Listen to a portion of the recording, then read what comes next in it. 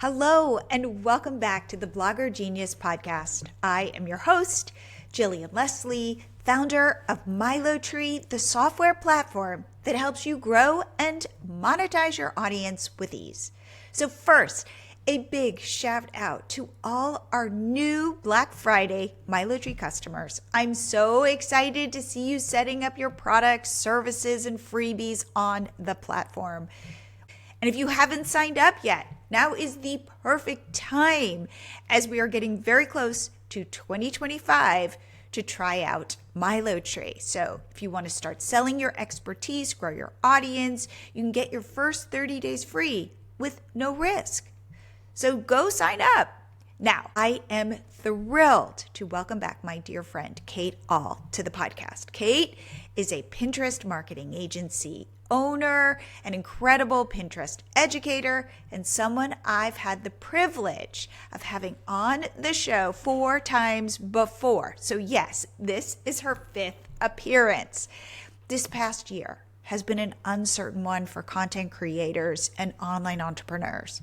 But in this episode, Kate and I talk about how to navigate that uncertainty with strategy and focus. Kate shares how shifting your mindset to solving problems for your audience rather than focusing solely on traffic can lead to tremendous success. Plus, she brings us the latest updates on how to use Pinterest to drive traffic, sales, and email signups. So this is jam-packed. I promise there are a ton of valuable insights.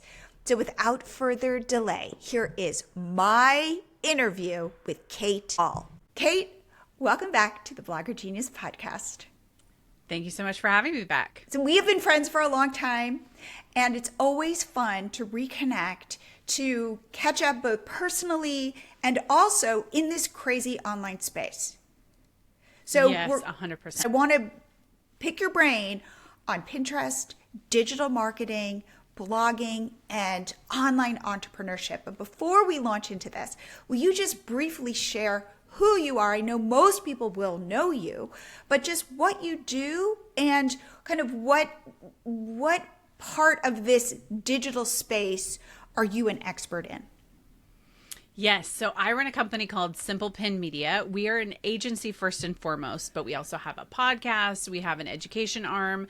So we have several digital products all surrounding Pinterest. So we only delve into the world of Pinterest. We've been doing it now for 11 years. Wow. And our goal is to really take what's happening on Pinterest and figure out a way to formulate a really good strategy for people who have decided to use it. So some of our education revolves around this whole idea of, do you even want to use it? And most of our clients that come to us, they've already made the decision. They're ready to outsource. But people that we interact either on YouTube or Instagram or even within our podcasting space will come to us and say, I don't even know why I need Pinterest. And a lot of it revolves around not knowing how to frame it up in their marketing and how it fits. So my question for you, and every time I feel like I ask this, is Pinterest still a visual search engine? Yes, 100%. Okay. Is Pinterest still a good way to drive traffic? Yes, it's still one of the top traffic drivers out there amongst all the quote unquote social media platforms. Is it still a good way to drive organic traffic, or is it a pay to play platform? Still good for organic traffic, but don't let that scare you away from paid ads. I think they're really leaning into some great integrations with paid ads that you can definitely leverage to sell more of your products or get email leads. Interesting. So let's talk about, if we can, take a step back. This year, we were talking about this, has been kind of a wild ride for bloggers and online entrepreneurs. From where you're sitting, what have you seen over this year? Yeah, I've seen a lot of changes when it comes to ad revenue. Number one, I had interviewed someone on my podcast just recently, and in September of 23, she was really hit by both the Google update, which then affects her ad revenue. So she was making somewhere between $10,000 and $15,000 a month. Wow. And slowly that decreased to January of 24. February 24 being right around $800 a month. It was just crushing, right? Wow. So you had these impacts of all these people who were creators who were making so much money off of ad income, which was easy money. Like, I'm not going to lie. Like, when there is an easy button, I'm going to push it. And this was an easy one that had given people ad income for years.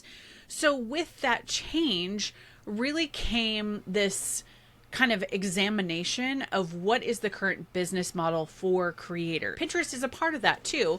And Pinterest traffic has decreased as well. Not for everybody, but I would say overall what we've seen in the last, I guess, 18 months to 2 years, it's kind of like somebody put a blanket traffic that's going to all websites, that's coming from Google, that's coming from anywhere.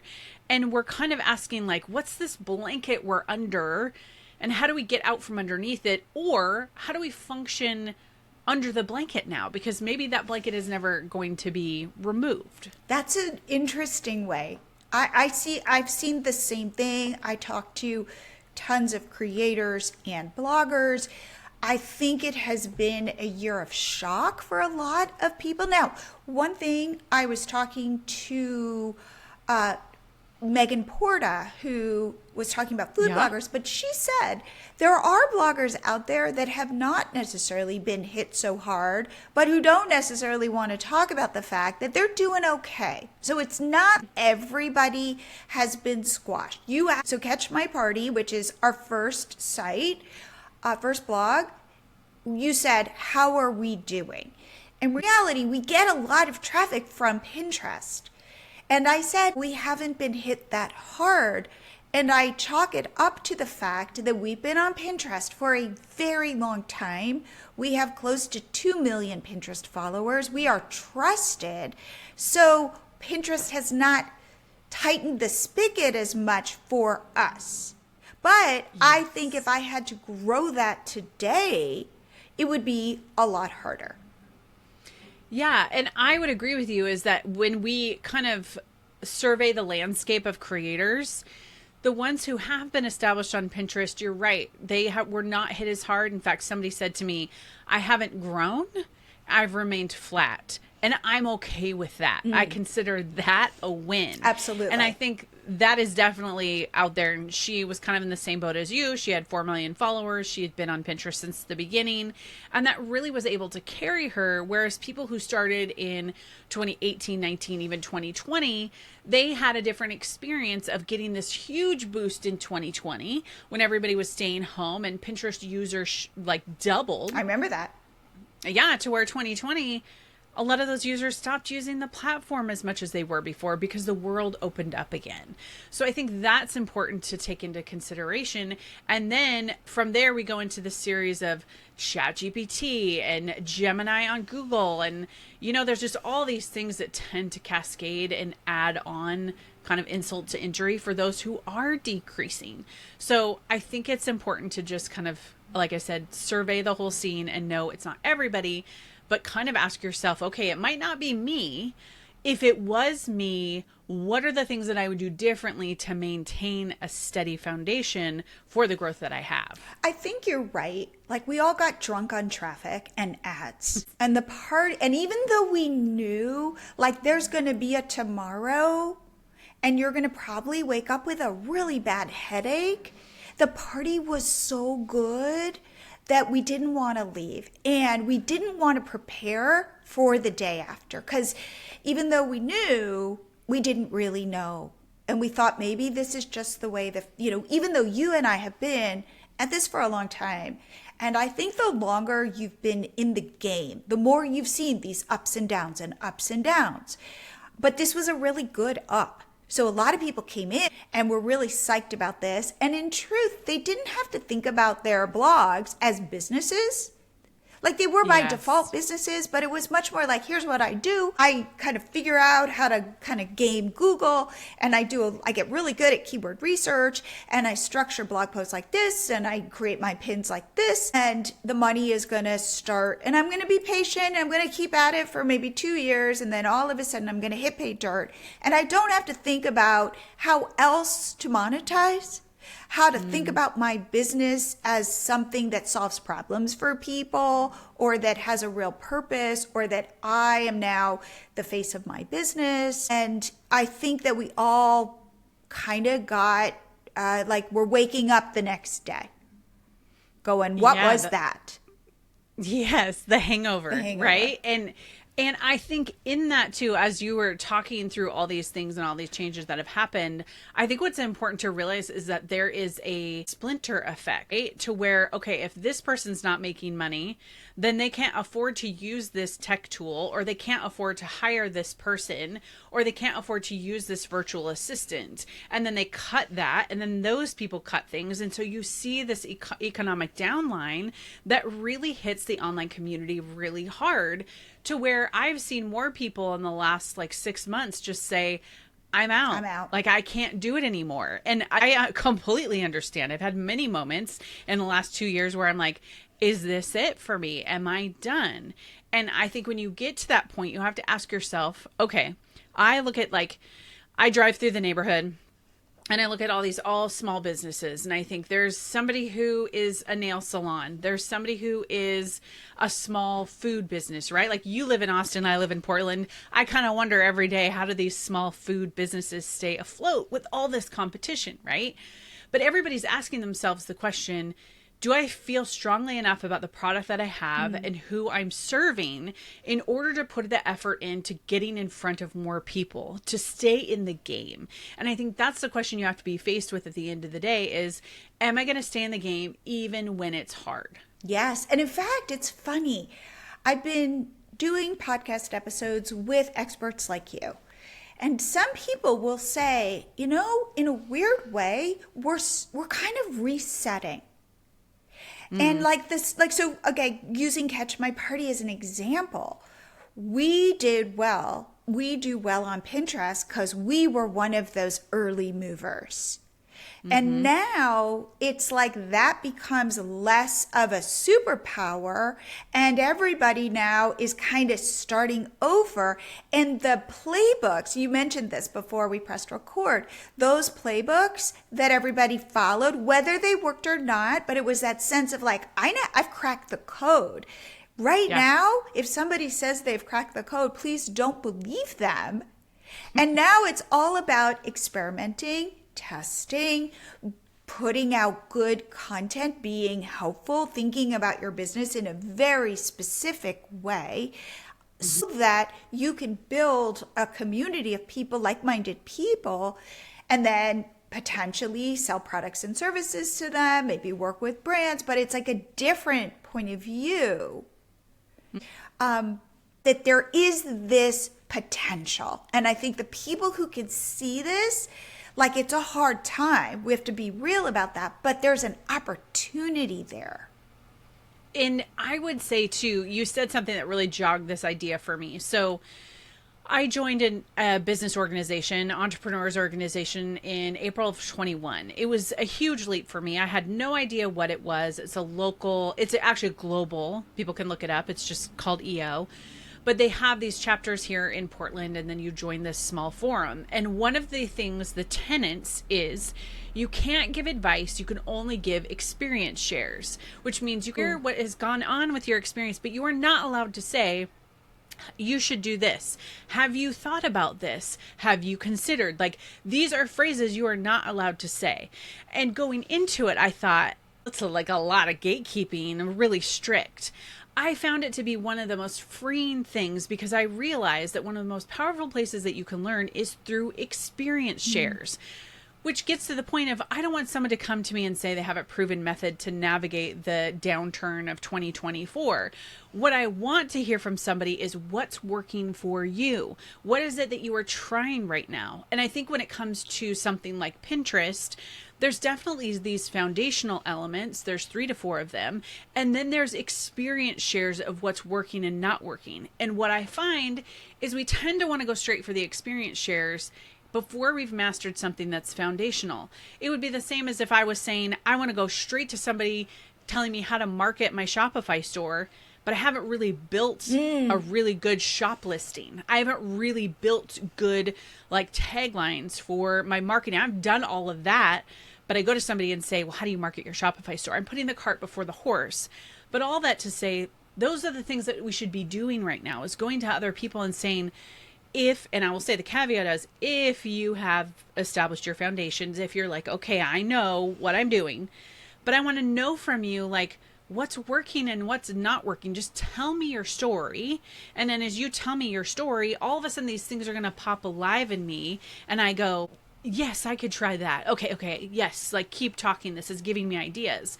So this is definitely not an advocate to join like every mastermind you can, but find your trusted group of people, or when you go to conferences, talk to people in the margins, like really seek out that information for where people can share their experience, and don't take it as gospel. Just take it as like, it's their experience and what's worked for them. There's a nugget in there that will work for you. So tell me, what are these foundational things? And then let's talk about where you're seeing people have success. Not necessarily that that's the answer, but how should people start to be thinking about their business? Yeah. So in relation to Pinterest, right? Yes. Like, or just Pinterest. Okay. So I would say number one is going to be knowing why you're using the platform. Even if you've been using the platform for a long time, it's always good right now to go back and say, okay, are we still going to use it? Why are we going to use it? And what are we hoping to get in return from it? So this is things like traffic, sales, email signups. Exactly. Those are the top three. So going in there and saying, okay, why am I using it? And if you're really struggling with this, it's also a good exercise to jot down on a piece of paper why you're using everything. If you've never stopped and taken stock to say, okay, I'm using Instagram for this reason, I'm using this over here. It's like, I just recently made the decision to really only use stories on Instagram because it wasn't doing anything for me. And we evaluated all the time that we were spending, and we looked at our data and we said, YouTube, Pinterest, Google, those are our top three driving traffic. And we want traffic. Those are really, really important metrics to us. Not like Instagram can't do that. And I get that it can build awareness. It can do all those things. But our people just aren't always there. They are a little bit more on Facebook because there's a lot of like business groups on Facebook, right? Like they're already operating there. But you have to figure it out. Okay, why am I using this, right? That's kind of reset number one. Take you 20 minutes maybe. Then number two is going to be, okay, does your profile reflect who you are and what you do? Have you cleaned it up? Have you looked through and just kind of given it a refresh? We all know that keywords are the number one thing that makes the algorithm work. It's how they serve the end user, following their interests, their searches, the things that they want to go deep on. And so if they have keywords in all the places that you need them, board names, board descriptions, pin title, pin descriptions, then the algorithm gets to serve up the exact content. And a lot of people, me included sometimes, I can brush past this. I'm like, oh, well, I think people are using Pinterest marketing. I think blah, blah, blah, blah, blah. A couple months ago, we looked through and we were like, man, our views are really tanking. Like, why? Is some of these keywords not keywords that people are searching? So we kind of did a deep dive. But remember, I'm business to business. So my target is way harder than somebody like you, Catch My Party, which is business to consumer, right? Like Minnie Mouse Party. Totally. There's so many more options. But it's good to get a refresh on like, am I using keywords that I think are working? Or am I using keywords that people on Pinterest are actually using, which you can definitely use the trends tool. And that's where I'm going to talk about like what's working. Okay. So how did you, when you said, ooh, maybe these aren't the right keywords, how did you find better keywords?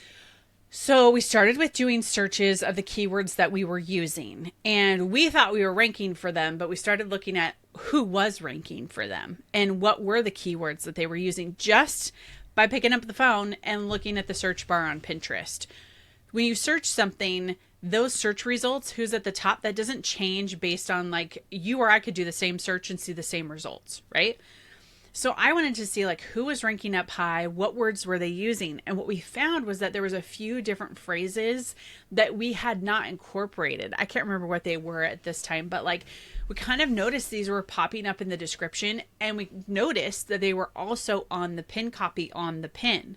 So it was like, oh, this is really interesting. Like maybe we need to change up the names of our boards. Maybe they're like a little bit old. So we did like a keyword refresh on our boards. And then we started using some new keywords just to kind of see if we could jog some of that loose. The other thing I would say which this is a lot easier business to consumer, is the trends tool. So just recently, one of our clients, and this is kind of an experience of what's working right now, went into the trends tool and looked at the trending topics that were coming up on Pinterest. And she picked one. She created a blog post out of it and she pinned it in August. Since then, it's had 23,000 saves and it's climbed to her number 3 pin because she's very targeted as to what's trending on Pinterest right now. And so when we see these like trends reports, or sometimes in my weekly email, I will list Pinterest trending topics. Pinterest releases these every so often. If you grab those and you see like, like a Minnie Mouse party for 4-year-olds is increasing by 1,000%. Why wouldn't you create something that's going to get you in the searches, right? And so that's what she did, was she saw that these things were trending and they were increasing. And if Pinterest is saying this is a priority, we know that the algorithm is somehow putting priority on these particular keywords. So here's a thing that I would say. Check that once a month, especially when you're trying to do some of your content calendar stuff. This is whether you're in the product space or whether you're in the content creation space. Look at what Pinterest is telling you that people are already searching. Use those terms, especially if back at step 1, you said, this is a really important platform for me to be on for XYZ. Okay, now you can put that into action by using these particular keywords that are right there. Is the images. So this is also where you can put pin copy. I just talked about that. You can do you can use that keyword, put it on the pin image, and then you can do a few different images. But man, I think people overlook this. I know not everybody does this, but it's something we've kind of seen come up lately where you do all this groundwork creating a blog post and you get to this Pinterest image and you're like, this image looks good, this looks good, let's go. But I think there's a lot of data that you can get from looking at images and how they have converted, like what's working, what's not working. Are there ones that have ingredients or no ingredients? Is it a standalone picture of your product, or is it more lifestyle? So I think there's just a lot of research that you can do that doesn't take a lot of time. And by the way, this is your research of your own pins, not like what pins are showing up first. Let's say, I don't know, I make earrings. Yes. I create earrings. Should I be looking at other people's earrings and what's showing up first? Should I be looking at my pins? Oh, I've got them on people. Oh, they're just there in a flat lay. Like, where would you prioritize? Both, actually. So I definitely look at your data because your data is going to tell the story of what people are clicking on. But then I would actually go look to see, okay, what is actually populating in the search feed? Like I did for keywords, you can do that for images as well. Some people ask the question, and I don't really have a hard and fast answer just yet. But people ask the question, should I make my pin look similar to the ones that are in the feed? Or should I make them look different? And I think the number one thing that you need to look for is how to stand out a little bit, but look similar, right? Like if they all have pin copy of Pinterest marketing for bloggers, then I should put pin copy Pinterest marketing for bloggers. But if some are pink and mine's red, my brand colors and brand awareness is red. I'm not going to choose pink to forsake that. So I think it's important to stick to your branding because that is another way to build brand awareness on Pinterest is through your images. Okay, so back to the 3. Go look at your account. Freshen up your account. Go look at what is working in your space, like looking at your competitors and using trends if you're not B2B but B2C. And look at your data, not just this looks good. Yes, exactly. Which it's so easy for us to do. It's so easy for me to do, especially as we get so busy. We're like, that looks good. Let's go with that. Absolutely. It is shocking just because some of our most successful pins I cringe at and go, oh, whereas the ones that I think are going to knock it out of the park, don't necessarily knock it out of the park. And by the way, when I am talking about digital products, I have this exact same conversation with people. You have a hunch of what your people want to purchase from you. And you would know better than I would about your audience and their needs. However, you only know if it's going to be a success if you put it in front of people. And so this is where there's the reason one of our tenets with Milo Tree is we make it so easy to set up digital products so you can get going and test them and figure it out. One of the big things that I see on my end is people taking so long to create a product, to make it perfect. People say this to me all the time. Oh, I tried selling a digital, it doesn't work. It doesn't work for me. And I go, okay, I promise you are not special in that, it kind of like that thing of Pinterest hates me. It loves everybody else. Right. Digital products hate me. No, they don't. It's just that you haven't experimented enough. You need at bats. It's like dating. If you just go, oh, I went on one date, this is my future husband or my future wife. Probably not. You got to figure it out and you got to test a lot of things. And so if I were to have my thing of where I'm seeing people have success, it's the ones who are putting out stuff and seeing where they can get traction. Yeah. And I think it's really easy to hide behind that a little bit. And actually, as you're talking, I was thinking we were joking about this kind of marketing error in the past. And I think as small business owners, the amount of risk in creating a digital product is really just our time, right? And it's a little bit of our pride, if nobody buys. So we were joking about these, big companies. In fact, I'm sure you remember this, but remember when Pepsi tried to launch Pepsi Clear? Yes. And it was this huge disaster. And they launched it at the Super Bowl. And it was the guy who was talking about how he was reflecting back on his marketing mistake. And he said, at the time, we just thought it was going to be this most amazing thing. And we launched it at the Super Bowl. And it was the hugest flop ever. If you are worried about your digital product flopping, you are okay. There is a very small audience of people who are going to see that compared to the Super Bowl. Absolutely. And so keep trying new things. Nobody's going to know. And it's so funny. I was talking to somebody and she was asking me how to treat her email list. Should you treat it with kid gloves? For example, do you need to pre-test your product? Send it to just a couple people and see if they purchase, because God forbid you flood it to your list and then, you embarrass yourself. And I said, nobody's going to remember. How many emails do you get from a brand or a person? And if they're offering something that doesn't connect with you, I will think about this for less than 2 seconds. Yes. You've not blown your brand to me. And if in fact, let's say you sell me a product and it doesn't solve my problem. Okay, maybe it's really bad and I won't buy from you again. But maybe what you do is reach out if you're selling stuff and go, what did you like? What didn't you like? What can I improve on? And if somebody is, amenable, and by the way, this is what I always say now, buy them a Starbucks to talk to you. Go do stuff to get that feedback rather than, oh my God, I'm so embarrassed. Oh my God, nobody purchased, or somebody purchased and returned it. Whatever it is, I promise you, nobody's really thinking that much about you. You don't need to pre-test. Yeah, it's true. And I don't know if this will encourage any of the listeners, but I have created a Pinterest course and I have shut it down. I have done a membership. I have shut it down. I've done an ads membership. I've shut it down. I've done multiple small products that I've turned off and are turned on and then turned off. And there's been many times where I've thought, are people going to distrust my teaching or what I release?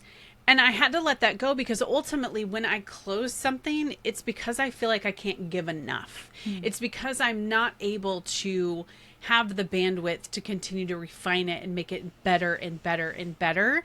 And I would rather lean into that in a smaller product or something different than something like a membership, which has been really great, but you know when the season is done, or I've known when the course season is done. And sure, somebody out there could be like, I'm really frustrated that she closed this membership, XYZ. I can't do anything about that, but I can do is continue to be a better teacher and continue to be a better support of the people who are going to buy future products. So you take and you learn from this and you say, okay, well, that didn't go so well, so I'm going to lean into this future one, and I'm going to make sure this is there, because people's learning styles are also different. I could never release the course that I did in 2016 now because we have TikTok. I was just going to say this. I was just going to say, I think, it's so funny because at that time, everybody needed a course. Everybody was working on a course. So with Milo Tree, in the beginning, when we first launched it, people would email me and be like, when is your course platform going to be ready? I will tell you, in the last year, I've gotten virtually none of those emails. So our course platform has been pushed down our list. And I'm going to argue whether this is right or wrong, that because of TikTok, I think I can watch 4 TikToks and completely understand and master email marketing.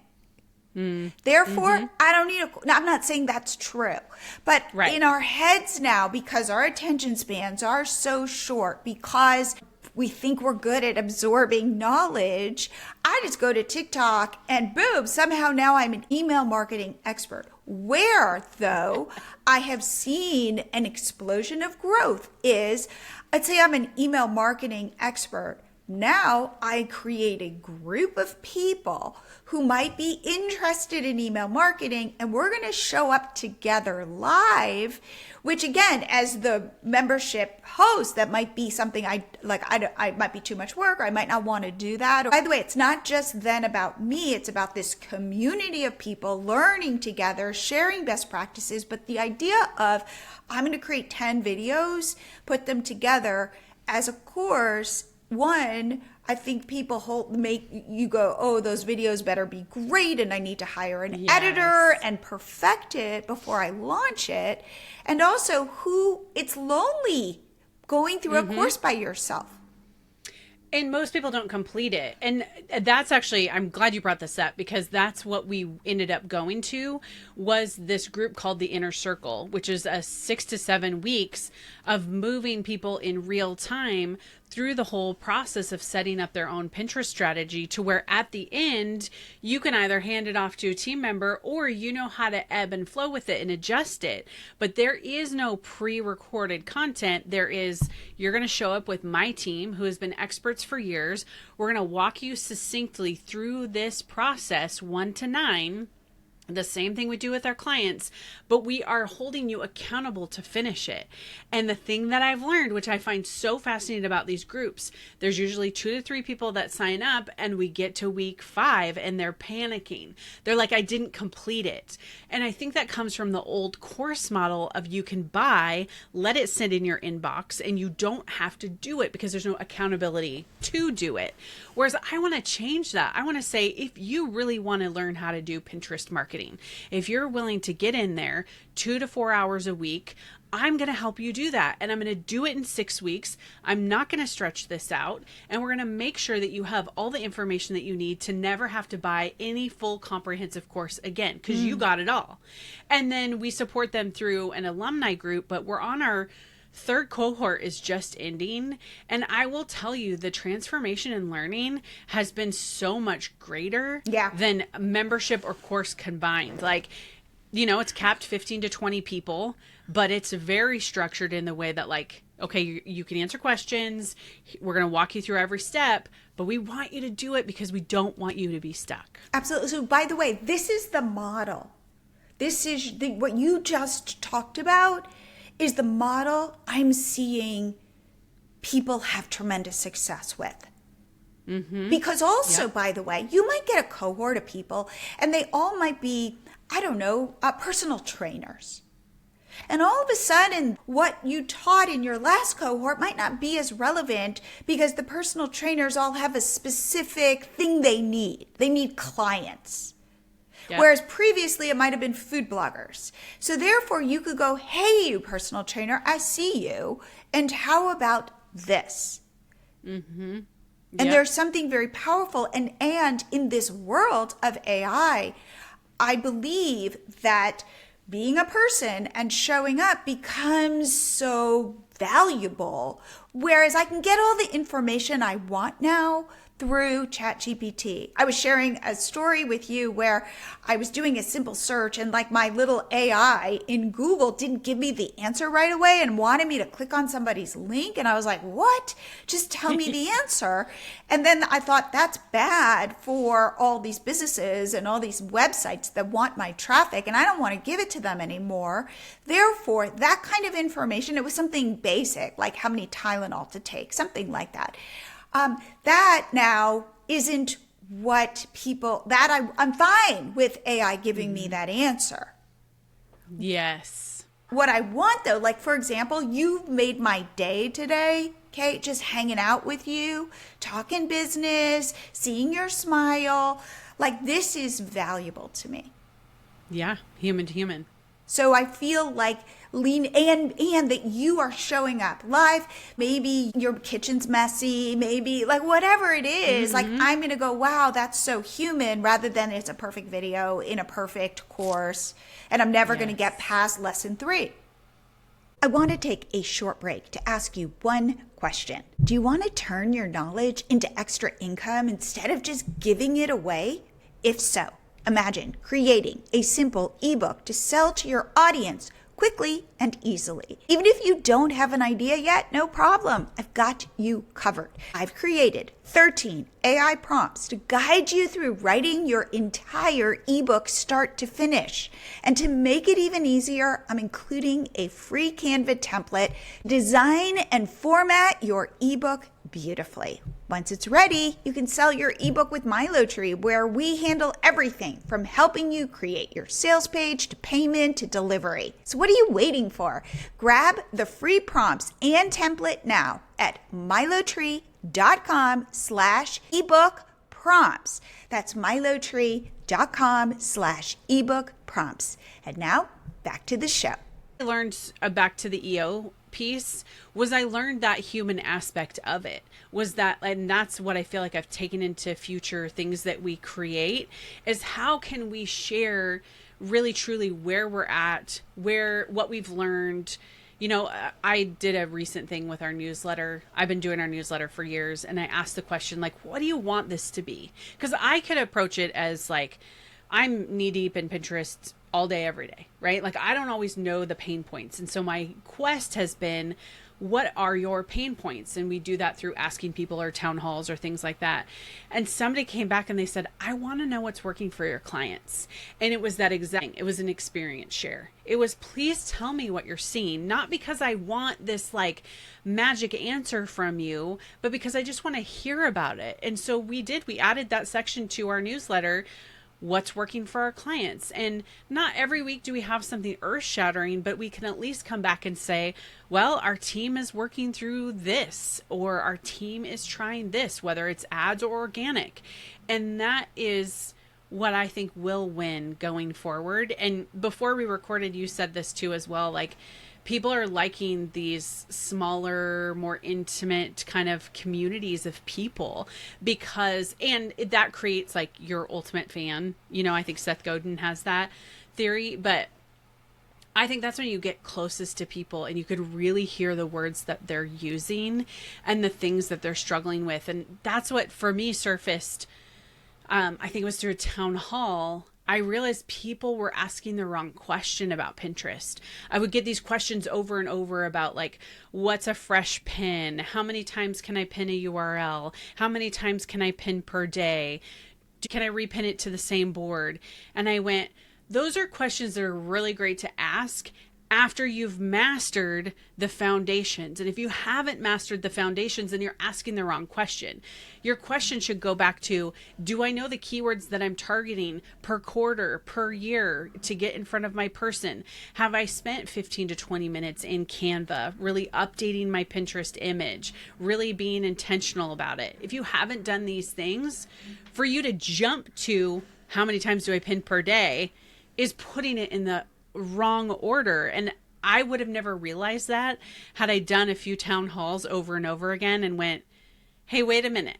Like, I will answer this for you, but it actually won't be helpful to you because you haven't done these other things first. That's so interesting. Okay, but can I do a lightning round with you on Yes. these specific tactics that you are Yes. seeing succeed? For example, Yes. one thing that I always hear, tell me if this is true, consistency. Is that still a thing? 100% a thing. What does that mean? It means that you need to be actively pinning to the platform daily. Now, Daily? this doesn't daily. Yeah. So it doesn't mean that you have to pin 10 pins a day. If you're a new business owner and you can sustain 1 or 2 pins per day, or you can touch base with the platform each day, absolutely do it. If you have to share other people or no, we don't use repin. I almost use that. We're going to save other people's pins to your board. That's fine too. That's not a strategy I recommend if you have a lot of content, but I like this consistency, kind of touching base, and also use your phone. Go in and see what the platform's looking like. And I think that element of consistency is like this background thing where you get to see what you like and what you don't like. Good. Okay. What on Pinterest then is working? Like for us, it's static pins. Yep, I would say I would agree with you on that. Right now, so Pinterest has moved to just 3 formats. We have a video pin, we have a product pin, and we have a standard pin. I will say for those people who have we were talking about it yesterday as a team, you will still see idea pins as an option in your phone or in your desktop. I don't know why they haven't gotten rid of that. It's really frustrating. I haven't had it for over 2 years, pretty much like a year, 18 months or so. I've only had create a pin, create a collage, create a board. So when you go to create a pin, you can only do really the 2 formats of video and standard image. I will agree, standard images are killing it. But can I tell you this? Speaking of Megan Porta, we were at her conference in Denver, and it was amazing. And it was so great to be in this room with 50 food creators. And somebody said, videos are doing so well for me. And somebody at this table over here said, videos are tanking for me. And it was like, they were both food, right? And so that being said, you're going to have to go into your data. But I would say for most of our clients right now, we would not be video forward. We would be video in the background, standard image forward. Okay. Does Pinterest work as well for content creators as it does for people selling products? Yeah, both. I would say content creators, I would say, have the leg up, right? Because people on Pinterest are searching for, let's even take your search on Google. People on Pinterest are still searching for articles that help them get a solution, and they are willing to click on an image to go to a website. And if that website does not have what they want, they bounce away really fast, and they can qualify it really quickly. Whether it's travel to fashion to food, content is king on Pinterest. And what we find is that even for product sellers, you have to have content to warm people up to your product, to share your testimonials, to share your before and afters, to really talk about the features of your digital or physical product. So I would say content is king on Pinterest. Like, you absolutely have to have it. Okay, I've got content and I've got a URL. How many pins am I going to create for that URL? And does each pin have to be a different use case for that URL? And what I mean by that is I've got the earrings, let's say, but I've got like a blog post about earrings. Is it, hey, these would be a great baby, like bridal shower gift, or I don't know if you give earrings for a bridal, but these would be a great 30th birthday gift. These would be, these look great in your fall, with your fall outfits. These, these are less expensive than the more, that like you wouldn't believe the price of this, or these have been seen on this celebrity. Like what, tell me about that strategy. For one URL, what should I do? Yeah, for an image strategy, I'm going to say if you are fairly new to Pinterest, one image, go for it. You're going to do that for like 3 to 6 months just to learn what's happening. Then you can add a second image in. And if you're doing something like earrings, you can be like, how to style gold earrings with a black outfit, what type of gold earrings to wear to a wedding or something along those lines. You can definitely get creative. In fact, a common thing that we'll tell our food creators is, let's say your sourdough bread recipe hit big in 2020 and it did really well. How do you want to maximize that in the future for an existing piece of content, right? Well, you can say, bake the sourdough bread for Thanksgiving, the best sourdough bread for a Thanksgiving side dish, bringing bread to a family who's just had a baby. There's a lot of different ways that you can do it. But start with this one. And then if you are more advanced, so let's say you're not dealing with an evergreen, this is like brand new, you can play up with different pin copy. I like that the most, to say like, okay, how are we going to target for how to style gold earrings with an outfit versus gift giving? And that could be variable upon the time of year. So gift giving of earrings right now, or gift giving, say, before like Mother's Day or graduation, is going to be different. Whereas in the summer, it might be styling because people are going to different parties or they're going to weddings. So it's really up to you and the bandwidth that you have to do investigative work to figure out how these images are performing. If you don't have that, nor do you have the desire to do it, one image is plenty. How about old URLs versus new URLs? Meaning, I posted this this recipe in 2020, or I post this recipe right now in October of 2024. And the question would be, which one was going to do better, the old or the new? Right. Like, let's say, though, I'm going to make a new pin for my old post, a new pin for my new post. Like, same topic? Let's say, no, different. Let's say they're two different recipes. Okay. Does that make sense? Yeah. Two different recipes. Is it kind of like which one's going to do better? Like, is the new one going to outpace the old one kind of thing? Well, like, for example, like, does the date in which I posted this piece of content affect how a pin is going to do? If, like, I'm making a new pin for an old post or a new pin for a new post. Okay. Does that matter? Yeah, it doesn't. There's tough to pull data on that. So here's what we know is that people have been on Pinterest for a long time, as you would say, based on your analytics. There are some things that will just reign supreme in your analytics. They're never going to die, right? And so if you create a new image, even for an old pin, that new image still does really well. It's like anything that attaches to that piece of content always performs well. When it comes to your new piece of content and your new URL, what you're trying to do is optimize for the current algorithm instead of just knowing like it's a surefire. Whenever I do anything about how to clean up Pinterest boards, I can do a new image, I can do a new video. It's going to do great every single time because it is my number one pin. Whereas something new, what I'm trying to see is, am I optimizing for the searches and the trends at the time when people are searching? So it's kind of a totally different ball game that we're playing right now. Okay, so if I know this pin has done well for me with this blog post, keep making pins for that blog post. Yeah, I would do a refresh probably once a year. Go in, do a new, I do a new image, I update that blog post, especially if it's one that's getting you email leads, right? Or if it's getting traffic, update it. Or people will say my brand has changed. So I'm trying to get new URLs to take off because I'm no longer talking about this anymore. Try to cater that old post that does get a lot of Pinterest traffic towards the new. Okay. And that should help a little bit. Or call to action your current readers of your email list or your current social media followers to save that pin to Pinterest. Saves are the number one metric on Pinterest. So you can definitely have them do some of the heavy lifting for you. Ooh, this has been terrific. Okay, Kate, what do you see coming? This is hard. Coming down the pike, both in terms of Pinterest, let's talk specifically, and then just in online business in general. This is a big question. Big question. Okay, so after I'm done answering, I'm going to turn the what do you see back on for you. Okay, please. I'll say this about Pinterest. We had Pinterest Presents. I did a whole recap podcast on it. I'll give it to you to link to your people. Please. I loved it. I was very inspired as to where Pinterest was going. It gave off this vibe of, let me reintroduce you to Pinterest. And this is catered towards marketers. And what they were essentially saying is, we want to do our best to have you bring your dollars here. Now, it's very ads focused, right? But there's a lot of things we can learn about where they're going to lean into in the future.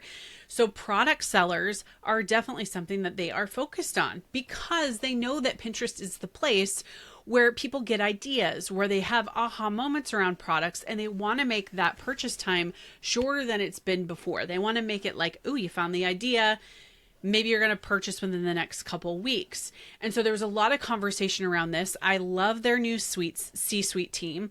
They're all from Google, Venmo, PayPal. They have a lot of that history there with e-commerce. And they wrapped it up with their chief marketing officer saying, I know that you need results for your campaigns. And I know in the past that you have not gotten results from Pinterest. Our goal is to lean into getting results for you in the future. We want you to come here because we know, without saying it, Facebook and Instagram are not giving you results. So come here. So I appreciated that level of humility from them to say, yeah, we haven't been what you've needed, small businesses, in the last 2 years, but we're committed to being what you need us to be in the next 2 years. So I loved that. It actually got me pretty excited about ads. They have this new feature, Performance Plus ads, that I think is super great for the novice who just wants to try. I think if you're going to do it, you definitely need to hire someone like us for a consult to consult with setting up your campaign, your image, all those kinds of things. But I would say e-commerce is going to get even better and better over the next year on Pinterest. I think that they are committed to working with creators too. I've been very, very pleased with the people that I have met with. I feel like for the first time ever, I have a very direct line to Pinterest that feels very open, collaborative. It's just, I have been over the moon with the team of people there compared to the last 10 years where they have moved so slow, or even they've tried to chase TikTok traffic. And I love that they got rid of idea pins. I love that they said this isn't working. They are moving at a faster clip. So I really love the direction we're going in 2025. I can't speak to, I mean, my traffic is down, my views are down. My hope is that that goes up, but I also am trying to challenge myself to think differently, to think outside the box, to even challenge myself to do more ads that I know does convert to our email list, because for us, that's really important. So that's what I want to challenge myself to do in 25. So business wise, man, that's a big one. You know, you and I are recording this a week out from the election, which of course it feels like the world has been put on hold the last couple of weeks. My hope is that, I guess my hope is that small businesses would be seen more, and that we would, I don't even necessarily know 100% what I mean by that, but I guess I would hope that for most of us, we would challenge ourselves to own that identity of small business owner and own the hard work of what it takes to get in front of the right people. And I say that for me, as my community has changed, as my business models have changed. And I look at 2025, even for myself, of kind of asking that question, like, do I want to stay in this game, you know, past 2025? Is there a need for me for Simple Pin Media to be in the game past 2025? And I think those are just big questions that I see a lot of people asking themselves who maybe rode the easy button for a while. And now they're having to really reconcile with, do I want to be here anymore? And I don't think it's bad to say you don't. I just think I hope that what comes to light is people I can either hit that fork in the road to say, yes, I want to be here. And yes, I'm going to be intentional about simplifying my business, doing less, or I'm going to choose a different path. So that's more, I would say, from a personal reflection than it is from a corporate reflection. But it's a little bit of what I see and what I hear from friends who are saying, who have been in the game as long as you and I have, and who are saying, yeah, I don't know how much longer I want to do it. And full transparency, I mean, you and I are Gen Xers. So, I mean, that's a different level of life. And I started this when I had little kids at home. And, you know, I now have a daughter who's 19 and in Europe, and I have a senior who's going to graduate again, and a freshman. I have a 9-year-old too in my home again. But all that to say, I think for a lot of women, especially who started small businesses, life kind of changes for us. So obviously I can't speak to men who are listening because there's this a little bit different. But I'll turn that back on you. Like, what do you think business is going to do in 2025? I think it is what you were talking about, in that it is this human, that coming from a human authentic place is where we are going to find our businesses for. And it is about being open to learning new skills. So people are freaked out. AI, it's going to take all of our jobs. Yeah. And I'm going to say maybe, but maybe it's going to invent a ton of new jobs. So therefore, I think it's about being open, being vulnerable, but not in a way where you can get really hurt, but where you're like, putting on the hat of, I don't know. Yeah. Putting on the place of I'm just learning, and I'm going to hold on for the ride, but I'm going to be led by my audience. So where would I be leaning in right now? Email. I would be leaning into talking to people. So here's the thing. Since COVID, we've all gotten terrified to do the things that we used to do naturally, like go to a party. So I say, if you're the person who can push yourself to go to the party, to go to the meetup, to go to the conference, to say yes to coffee, it changes your whole perspective on the world. And I think that as the world feels so, strange right now, but I'm going to say, well, I don't have to buy into the fact, I'm fine in that, I'm safe and I love my life in Austin, and to remind myself of, like you were saying, getting simple, what's important to me. So I'm this lifelong learner. It totally lights up my brain. Therefore, okay, what can I learn? What new skill? AI, go learn AI so you can then teach it, so that you can then offer services. Be that person. I don't know about you, but I talk to my normie moms, friends. They know nothing about AI. They're not in this world at all. They're like, what? I've heard of it, or I tried it once and I didn't really get it. So I see there's this huge gap of what can I use? How can I then maybe bring AI to the normie moms? I don't mean teach them AI, but I mean maybe I can create, I don't know, a way to get them to have meal plans using AI. I don't know, but I'm seeing it as more opportunity. But I think you have to train your eyes to be open to seeing it. And I use this example. I recorded a different podcast, and I use this example, which is we needed iPhones to get Uber. Uber could never have existed without the iPhone. But when the iPhone came, nobody could have predicted Uber. And now you'd go, I can't live without Uber. How would I get to the airport? Totally. So it's I want to put more of that positive spin on the world, and say, look for the opportunities. When everybody is zigging, you zag. You go to that party, because you don't know who you're going to meet, what ideas you're going to come up with.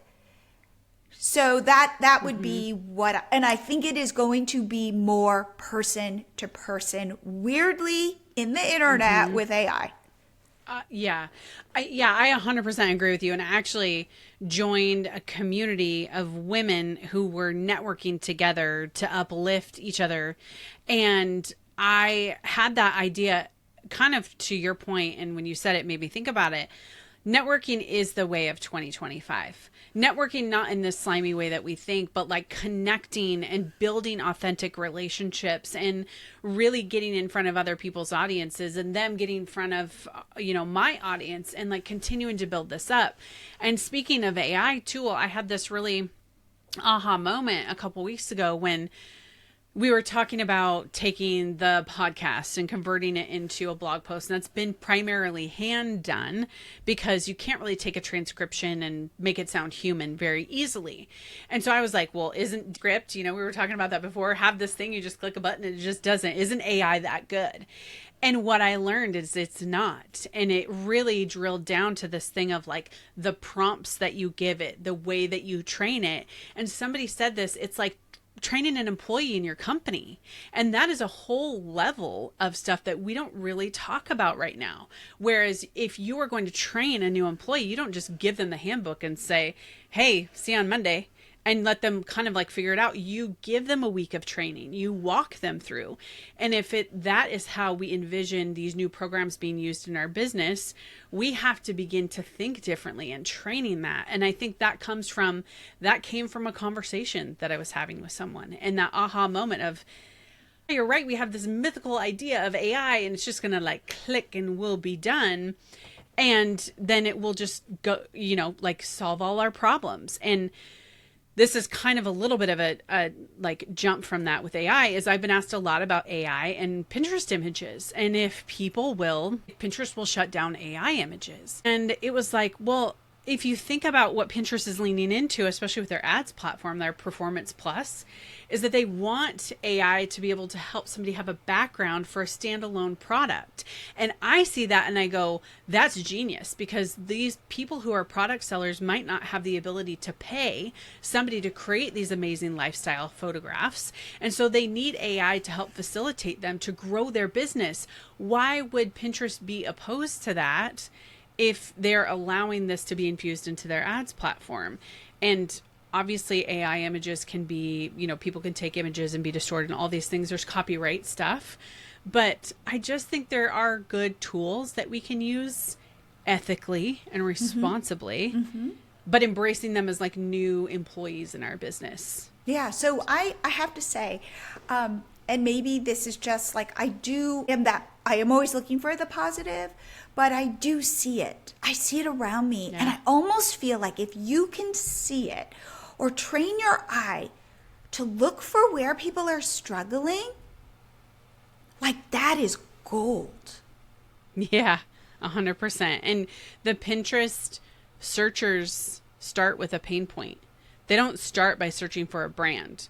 They start by searching with how to, where can I, what about, like these are the things that they're looking for. And so getting in front of them on Pinterest at that point, instead of assuming they know about you, is where you soar. Yes. Okay. So wait. So we just have to. I promise we're wrapping up. But I do though, because you did bring this up. Do you think AI images work on Pinterest right now? Should people be like digging into Midjourney? Like, what is? Can I, for my recipe, do a recipe like an ingredient shot with, say, Midjourney? Could I do a finished product shot with Midjourney? What is your thought about this?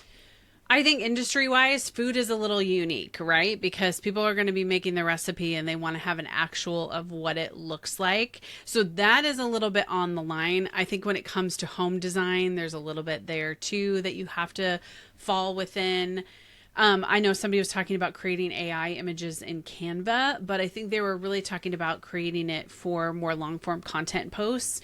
So I guess I would say when it comes to food, I see, having been in that space for a long time, there's people who are really good recipe developers and there's people who are really good photographers. I also think there's people who are really good recipe developers that can hire good photographers.